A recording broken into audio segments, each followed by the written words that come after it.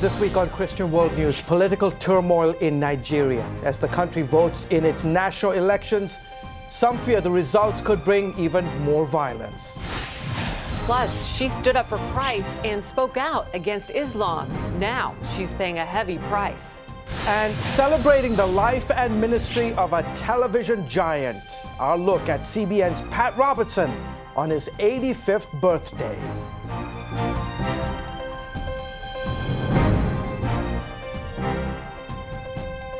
A divided nation prays for peace as voters cast their ballots. Hello, everyone. I'm George Thomas. And I'm Wendy Griffith. Nigerians head to the polls this weekend for a crucial election. Yeah, big election with a Christian and a Muslim candidate vying for the presidency. The outcome could test the unity of this very important African country. Nigeria's current president, Jonathan Goodluck, is a Christian from the south. His challenger, Muhammadu Buhari, is a Muslim from the north. After months of campaigning, polls show the race a dead heat. Some 68 million Nigerians have registered to vote. We voted for Goodluck Jonathan in 2011. All Nigeria needed him then, but now we need change. We want him to finish what he has started for Nigeria, because since he has been there has been a lot of transformation. The election was supposed to happen on February 14th, but was postponed to this weekend because of security concerns, due to the repeated attacks by the radical Islamist group Boko Haram. With the election now set for March 28th, there is a lot of debate, as you can see here in the national newspapers, about whether the date should have been changed in the first place. What is clear is that many Nigerians are concerned about the security conditions, not just here in Abuja, but across the country. They are concerned whether these elections can take place without bloodshed. The last time Jonathan and Buhari campaigned for the presidency in 2011, hundreds of churches were burned, hundreds of Christians killed, and thousands of Christian businesses and homes destroyed, mainly by Buhari's Islamic supporters.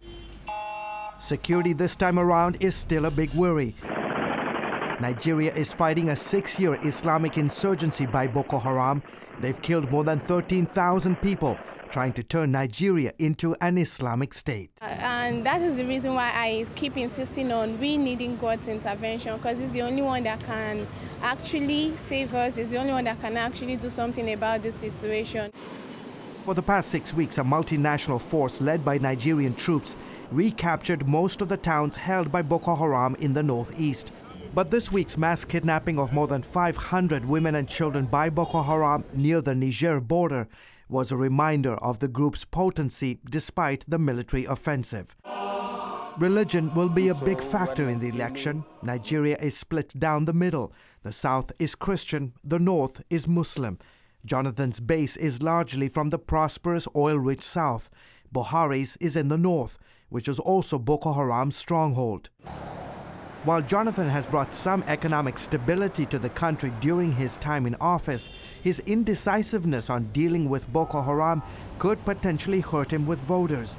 Buhari has promised to tackle corruption if elected, but his Islamist leanings are cause for concern. He once called for the implementation of Sharia law in Nigeria. The stakes this weekend could not be higher. Nigeria is Africa's most populous country. It has the largest economy on the continent and produces more oil than any other nation in Africa. So the outcome of the election and any potential violence will be felt far beyond its borders. CBN News will be updating this very important story throughout the weekend. Please check out the details at cbnnews.com or visit our own Facebook page. Turning now to northern Iraq, where more than 1 million refugees survived the winter in makeshift refugee camps. With no prospect of returning home soon, they're trying to plan for the future. CBN's Gary Lane asked Christian Wright of Open Doors USA about their needs and their hopes. When we were there in the summer, the challenges were water and staying cool, that type of thing, and immediate needs of food and clothing, shelter at that time. And then when we went back at Christmas time, we saw there were a whole different set of needs. As winter was setting in, then they needed heaters, but they still needed food. What are the needs now that winter has passed? And that is a great question, and you've definitely watched the transition transpire over the past several months. Right now, many of the NGOs that I'm speaking with and the humanitarian aid workers are telling me that a lot of the challenges have shifted to more long-term considerations, such as education. In fact, one NGO worker told me earlier that their entire focus is now on education because they're realizing that if they're not careful, these kids are going to lose crucial years of their life in terms of their education. So education is very crucial, obviously, but you're also looking at the reality of what a lot of children have experienced, and that is trauma. So trauma counseling is huge, and a lot of people need that emotional and spiritual support after what they've been through.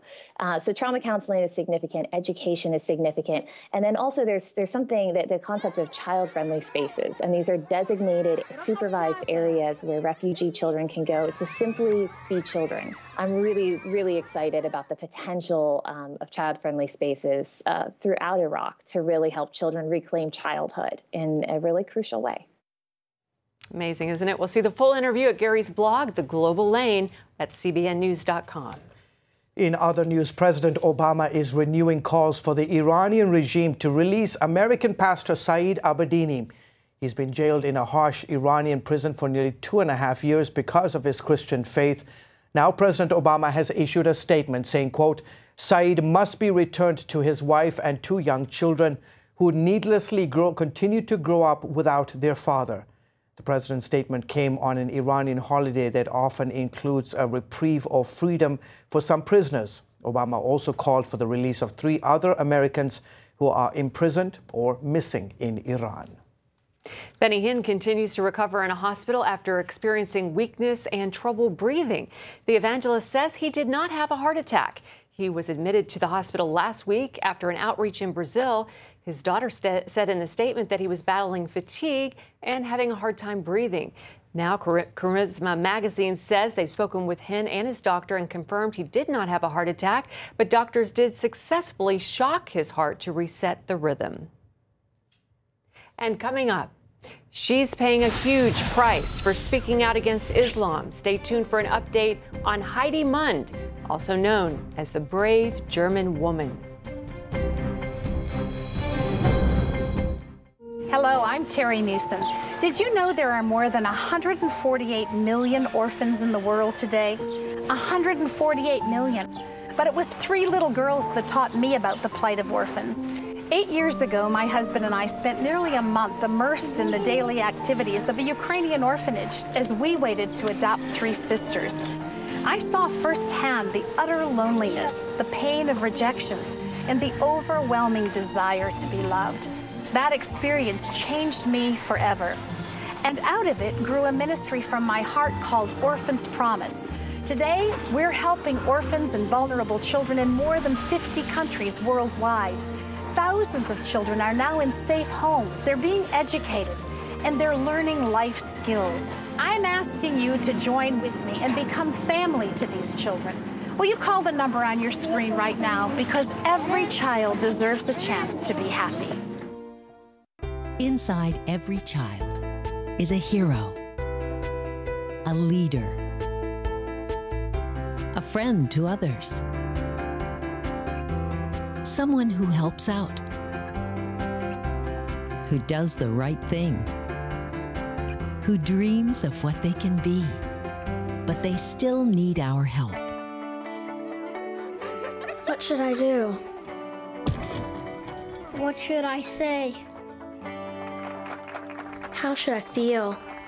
That's where Superbook comes in. It provides moral and spiritual truths through situations children can relate to, teaching God's Word to the children you love. Join the Superbook DVD Club and receive Superbook's newest episodes as they're available, plus 2 copies to share with others, all for your gift of only $25. Get Superbook today and watch the miracles happen. And welcome back to Christian World News. A Christian pastor in China is facing 1 year in jail. His crime? Asking questions about the forced removal of crosses from church rooftops in the country. Pastor Yong Jing is the first person to be jailed for opposing Xinjiang province's intense campaign to remove crosses from churches. Authorities in that province tore down about 400 rooftop crosses last year, saying they violated the building code. Well, she became famous for taking a very public stand against Islam in Germany. Now, Heidi Mund is paying a high price for her brave actions. Dale Hurd brings us this update on her courageous story. In 2013, she stood up when a Muslim imam was giving an Islamic call to prayer inside a historic German church. And she proclaimed that Jesus Christ is Lord of Germany. And she warned the audience that what was happening was a lie. Jesus Christus allein ist Herr über Deutschland. Ich zerbreche diesen Fluch. The YouTube video and our CBN News story were seen by millions. And this mysterious Christian woman named Heidi Mund became known around the world as the brave German woman. And although she does not want the credit, some believe Heidi did break a curse over Germany, setting the stage for the massive street demonstrations against Islamization the following year by the citizens group Pegida.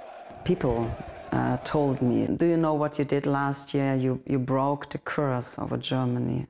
But today, Heidi Mund is paying a heavy price. Police patrols keep watch outside her home. A far-left radical group leafleted her neighborhood, telling residents that they live next to a racist and threatening her with violence. When she and her husband Matthias tried to start a Frankfurt chapter of Pegida, she came under intense attack in the media, and Matthias was fired from his job. A local association of evangelical pastors distanced themselves from her, asking if Jesus would join a group like Pegida. And in a nation where loving your country and flag-waving patriotism is viewed with suspicion, internet videos mock her as a Nazi. What none of these people probably saw was what we did on a chilly street in downtown Frankfurt last year, where this alleged Nazi was setting up for her street ministry to give away Christian DVDs to anyone who would take them, but especially to Muslims. God uses me very often for Muslims. It's our commission to give them the gospel of Jesus Christ. It only can be Jesus, yeah? Only Jesus can fill their hearts, the lack and the hole in their hearts. Only He can. And if they meet Jesus, if they accept Jesus in their lives as Savior and as Lord, the Holy Spirit will change them and they will not be our enemies anymore. But Heidi has had to stop her street ministry and now lives in semi-isolation, going outside only when she has to. With no income, the Munds may lose their home. She has since left Pegida, a group the German media portrays as Nazis, but which Heidi says is mostly ordinary people, concerned about their nation. They say, oh, we have the Nazis, we have the Nazis. And everywhere in the newspapers you can read about the Nazis, the Nazis, the Nazis. So, but yeah, this is like a balloon of lies. There are some, of course. But I believe most of them are honest and they really have this aim to protect Germany against this brutal ideology. Now she says she can only wait on the Lord and trust God to see her through a very difficult period. It can push us down very easily, yeah, and we could be depressed or discouraged, but think about it. Jesus is always Lord. Just hold on to walk in His ways. Dale Hurd, CBN News in Frankfurt, Germany. Thanks, Dale. And those who want to help Heidi can make donations through her PayPal account. You can find a link on our website. Just go to cbnnews.com. Coming up, he's 85 years young and still going strong. We celebrate the life and legacy of CBN founder Pat Robertson. Hello? Is this thing on? Hey, kids, do you love games? And do you love discovering things? Well, do ya? Then you're gonna love this. It's the new free Superbook Kids Bible app. You can play games, watch videos, find answers to your questions, and a whole lot more. The new Superbook Kids Bible app. Free downloads available on iTunes and Google Play now. Hello, I'm Terry Newsom. Did you know there are more than 148 million orphans in the world today? 148 million. But it was 3 little girls that taught me about the plight of orphans. 8 years ago, my husband and I spent nearly a month immersed in the daily activities of a Ukrainian orphanage as we waited to adopt 3 sisters. I saw firsthand the utter loneliness, the pain of rejection, and the overwhelming desire to be loved. That experience changed me forever. And out of it grew a ministry from my heart called Orphans Promise. Today, we're helping orphans and vulnerable children in more than 50 countries worldwide. Thousands of children are now in safe homes. They're being educated, and they're learning life skills. I'm asking you to join with me and become family to these children. Will you call the number on your screen right now? Because every child deserves a chance to be happy. Pentecost 2015. From the corners of the earth, believers gather in Jerusalem. Walk where Jesus walked. Pray in Gethsemane. Rejoice at the empty tomb. Don't miss messages from over 100 world-renowned speakers and a score of popular worship artists. For more information and to register for the Empowered 21 Global Congress, go to Jerusalem2015.com. This May, Jerusalem. Well, CBN founder Pat Robertson just celebrated his 85th birthday, and the ministry he started back in 1961, well, it is still going very strong. That's right, George. CBN has helped broadcast the gospel to the ends of the earth, and Dr. Robertson has branched out to launch no less than 5 organizations to impact the world. Take a look.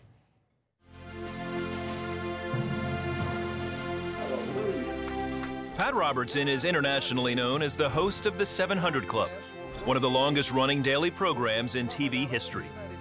For more than half a century, he's led the Christian Broadcasting Network and the global outreaches of its affiliated entities. 7, 8, 7, 6, 5, 4, 3, 2, 1. At CBN, we broadcast in about 58 different languages. Figures that I have seen since the fall of communism indicate that we have seen between 500 and 600 million people accept Jesus Christ as Savior through this ministry. This network of Pat's life has touched so many millions of people with this power of God, the gospel of the Lord Jesus Christ, that has transformed and changed lives by the millions. Because Pat believed the biblical mandate to care about the poor, he started CBN's humanitarian and relief arm in 1978. Now one of the most trusted charities in the nation, Operation Blessing International has touched the lives of more than 246 million people in 105 countries and all 50 states, providing disaster relief, medical aid, community development, and clean water. We distribute about 100 million pounds of food and supplies to the inner cities of America every year. In order to equip and launch future Christian leaders, Pat established Regent University in 1978 with 70 students. Since then, Regent University has grown into a global center for Christian thought and action. There are 59 degree programs on campus and online, with 16,000 alumni in 84 countries.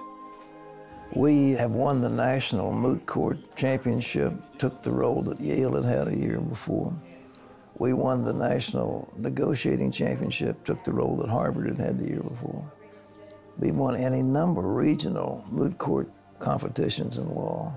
Over 200 film awards. We actually won the college Oscar, the best student-produced motion picture in the nation.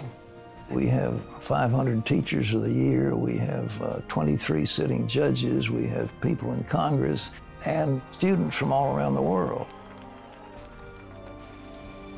Pat's influence went beyond Christian ministry and education. Beginning early in his public life, Pat consulted with church and political leaders around the globe. Through the decades, he's continued to confer with many U.S. presidents and world leaders. Recognizing his leadership, a group of social and political conservatives petitioned Pat to run for the Republican presidential nomination in 1988. Pat's presidential run gave rise to the Christian Coalition, a conservative, pro-family political group. For the first time, the world had to take the church seriously in a way that heretofore they had relegated us over to stained glass windows and padded pews and said, stay in your little corner and go no further. Having engaged in the public debate, Pat saw a disturbing pattern. people of faith were steadily losing their religious freedoms in America's courts. It was then he founded the American Center for Law and Justice to defend religious liberty here and abroad. Pat saw a need, which is part of Pat's life has been that, is seeing a need. And that was, there was not sophisticated advocacy for Christians against groups like the ACLU and People for the American Way. And we've had, 20 cases at the U.S. Supreme Court in the last 20-something years. And we had a lot of victories in those cases. There's not a time and seasons for religious liberty. It's an ongoing battle that we've now taken around the globe, and that was also part of Pat's vision. I think that Dr. Pat Robertson influenced this nation and the church and the world in an amazing way because he leaped over the wall, became involved in the political system, let his voice be heard at a time that most clergymen stood apart from and pointed their finger at the White House. He chose rather to engage the process. So he's had enormous influence. And he's been a figure that did it when no other figure had similar credentials. Perhaps Pat's greatest endorsement comes from the love and respect he receives from his wife Dee Dee, his 4 children, 14 grandchildren, and 6 great-grandchildren. He has a tremendous heart for God. He has his quiet time every morning, and it just never fails.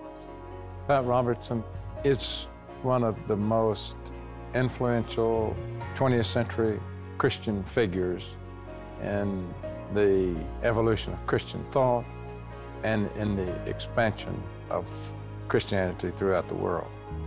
He and his organization that he built have had a powerful worldwide influence on the history of Christianity in the 20th and 21st century.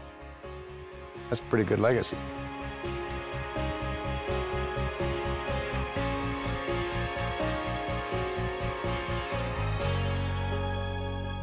"85 years young" is right. incredible. He keeps us all on our He toes. does. And, I'm so blessed to be able to co-host the 700 Club with him. And I just can't believe what he's done in one life, just one Unbelievable. life. And a man who decided to obey God. Yes. The result, millions of people are walking into the kingdom. That's the key. That's Just awesome. obey. Well, folks, we'll be back right after this. Give me that. Bye. Sure, life is busy, but I found a way to make a huge difference in people's lives. I guess you could say I'm changing the world right here from home. I bring medical supplies and doctors to people in need, and dig wells so that villagers can have clean and safe water to drink. I make it possible to preach the gospel in over 100 countries, including right here in America. And when disaster strikes, I'm there, providing food, thank you, and emergency supplies to give people hope again. Every day, CBN and I are making the world a better place. Here you go. My life is hectic, so I joined CBN through Pledge Express. My bank does all the work, and I know that my gift is being used where it's needed most. So become a CBN partner and join Pledge Express, because you can do a world of good right from where you are. Hi, good morning. Are you ready to get started? Pat Robertson recently recorded a very special program to answer the question, does God still heal today? What we're trying to do here, Scott, is to tell people how they can access the power of the living God through Jesus Christ. Discover the answers and let your faith be encouraged. And then Jesus spelled out of how we can have healing and how we can have miracles. In Pat Robertson's latest DVD, Be Healed, you'll learn the biblical basis for healing today, how to exchange anxiety and worry for faith and confidence, the way to pray for your healing and healing for those you love. Plus, meet real people who've experienced the miraculous healing power of God. The first thing I did was reached out for a lifesaver, and that was God. You can put your trust in medicine, but the ultimate healing is going to have to be God. Find out the biblical principles that lead to healing in Pat Robertson's latest teaching, Be Healed. Available now. Finally this week, where did the show go? Too fast. All right. Well, finally, one of the most significant periods in Israel's history came during the Jewish exile described in the book of Daniel, Jeremiah, and Ezekiel. Yeah, and we are now learning more about that time from ancient artifacts that are now going on display for the very first time. My colleague Chris Mitchell brings us that story from Jerusalem. By the rivers of Babylon we sat and wept for Zion. Those are the words of Psalm 137, written when King Nebuchadnezzar destroyed Jerusalem and carried the Judeans away captive to an area that's present-day Iraq. It's also the name of a new exhibit at the Bible Lands Museum that Chief Curator Filip Vukosavovich calls an incredible puzzle. What we do here is for the first time tell a complete story of the Babylonian exile from approximately 604 BC when Nebuchadnezzar comes for the first time to the land of Israel up to 539 when Cyrus and the Persians conquer Babylon and release all the exiles. Much of the information for this exhibit came from these clay tablets written in Akkadian in ancient cuneiform script. On display for the first time ever, they tell of daily life in Al-Yahudu, the city of Judah in Babylonia. Probably next to the Dead Sea Scrolls and the discovery of the Dead Sea Scrolls, this is the most important documentation that has ever been revealed. Museum Director Amanda Weiss says it also opens a major chapter of Jewish history. It's the thread that ties us to our ancestors. Here we see an ancient tablet next to a modern one that tells the story. The texts talk about real people, exiled Judeans, and everyday life from rental agreements to tax issues. One of these people is Haggai, son of Ahikam. I have actually chosen Haggai simply to narrate the story of the Babylonian exile that has never been told before. In the exhibit, Haggai tells the story from the first exiles all the way to Babylon in 3 animated movies. Vukosavovich says he met Haggai in these texts. I know his brothers, I know his father, I know his grandfather, grandmother. You know what? I know his great-grandfather. All of this through these new texts which nobody has seen before. Weiss says one of her favorite parts of the exhibit is the model of the Al-Yahudu village. We actually are showing interactively a scene in daily life, and you can see plowing the fields and rowing down the canals and the rivers and people cooking in their home fires in the evening and the date palm trees, and you get a sense of the cycle of life. Part of what the tablets show is that the exiles lived prosperous lives and followed Jeremiah's command. Build houses and live in them, and plant gardens and eat their produce. Multiply there and do not decrease. And seek the welfare of the city where I have sent you into exile, and pray to the Lord on its behalf, for in its welfare you will have welfare.